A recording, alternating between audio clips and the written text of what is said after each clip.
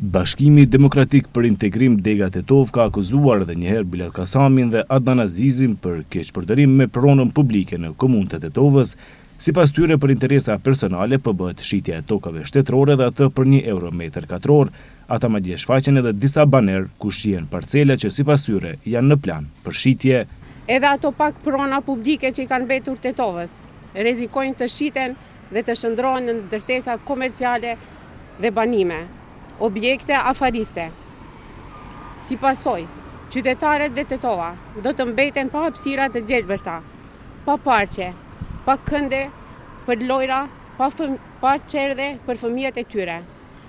Siç kemi njoftuar edhe më herët, bëhet fjalë për mbi 56.000 metra katror pronë të qytetarëve të Tetovës, e cila, përmes skemave tashmë të njohura për opinionin, si ajo e monopolit, tentohet t'u falet njerëzve të afërt me pushtetin. Motivi kryesor janë përfitimet e majme materiale të udhëheqësve aktual dhe rrethit të ngushtë pranë tyre.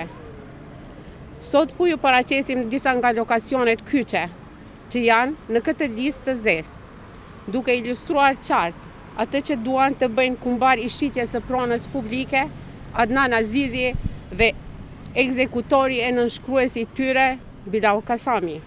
Nga komuna e Tetovës thonë se nuk bëhet fjalë për shitje, por për procedurë ligjore që ka të bëjë me planin vjetor. Nënkryetari Albi Qamili akuzon BDI-n dhe udhëheqësinë e kaluar të komunës se janë ata që kanë shitur gjysmën e Tetovës, edhe atë për €1 Nuk bëhet fjalë për asnjë shitje. Kemi miratuar planin vjetor që është procedurë ligjore të cilën e miratojmë çdo vit për 5 vjet me radhë për t'i mbrojtur pronat publike nga uzurpimi.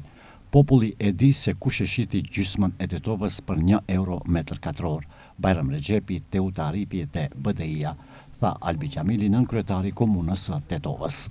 Ndërsa BDI ngret dyshime për transparencën dhe qëllimet e procedurave të planifikuara, komuna e Tetovës komgul se bëhet fjalë për veprime të rregullta administrative dhe ligjore.